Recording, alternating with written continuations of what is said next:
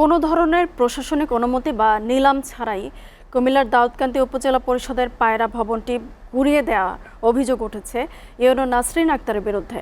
নিয়ম ভেঙে ভবন এবং কোটি টাকার সরকারি মালামাল গায়েব করায় ক্ষোভ জানিয়েছেন স্থানীয়রা। কুমিল্লা থেকে রফিকুল ইসলামের পাঠানো তথ্য এবং ছবিতে আরও একটি ডেস্ক প্রতিবেদন। নিয়ম অনুযায়ী সরকারি কোনো ভবন ব্যবহারের পর অনুপযোগী হলে তার সরজমিনে পরিদর্শন করে পরিত্যক্ত ঘোষণা করে জেলা কমিটি। এরপর পত্রিকায় বিজ্ঞাপনের মাধ্যমে দরপত্রের আহ্বান ও সর্বোচ্চ দরদাতার কাছে বিক্রির পর তা ভাঙার বিধান রয়েছে। তবে সব ধরনের নিয়মকানুনের তোয়াক্কা না করে চলতি বছরের এপ্রিল মাসে দাউদকান্দির ঐতিহাসিক পায়রা ভবন গুড়িয়ে দেন ইউএনও নাসরিন আক্তার।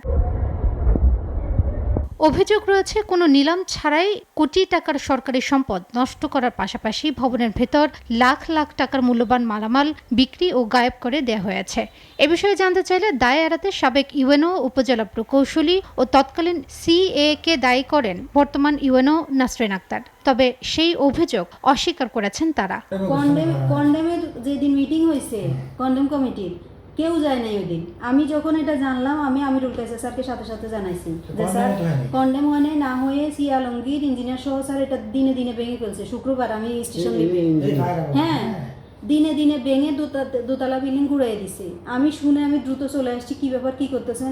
কয় স্যার এটা তো কন্ডেম ঘোষণা হবে, তো যে জিনিস হয় না সেই জিনিসের আপনারা এত দুঃসাহস পরে না ওটা আমি থাকা অবস্থায় তো হচ্ছে কোনো ঘুরানো হয় না। আমি থাকা অবস্থায় কন্ডেমের একটা প্রপোজাল দেওয়া ছিল। পরবর্তীতে কমিটির সদস্য যারা ছিলেন ওনাদের ভিজিট করার কথা ছিল, ওনারা আর ভিজিটে আসেন না। এর মধ্যে আমি বদলি হয়ে চলে আসছি। এবং এটা উপজেলা নির্বাহী অফিসার মহোদয় এখানে ওনার স্বাক্ষরিত একটা চিঠির মাধ্যমে আমরা হচ্ছে যে জেলা কমিটিকে বিষয়টা অবহিত করি। মাননীয় জেলা প্রশাসক মহোদয় উনি সহ কমিটির সকল সদস্যকে নিয়ে মিটিং করে প্রয়োজন বোধে সরেজমিনে পরিদর্শন করে ওনারা এটাকে ঝুঁকিপূর্ণ ঘোষণা করার সিদ্ধান্ত নিলে সেটা ঝুঁকিপূর্ণ ঘোষণা করা হয়। আমি যতটুকু জানি কন্ডেমের জন্য আগের অনুসার একটা প্রস্তাব ডিসি স্যার পাঠাইছে। জি ডিসি অফিস থেকে আমি বদলি হওয়া পর্যন্ত কোনো অনুমোদন আসে নাই। জি অনুমোদন আসলে এই বিষয়ে পরবর্তী ব্যবস্থা নেওয়া বিষয়টি প্রক্রিয়াধীন ছিল। জেলা প্রশাসন জানিয়েছে ভবনটি পরিত্যাগের আবেদন করা হলেও চূড়ান্ত অনুমোদন দেওয়া হয়নি। নিলাম ছাড়া ইউএনও কিভাবে ভবনটি ভাঙলেন তা বোধগম্য নয় বলে জানায় জেলা প্রশাসন। ঘটনাটি খতিয়ে দেখার ব্যবস্থা নেওয়ার আশ্বাস দেওয়া হয়েছে।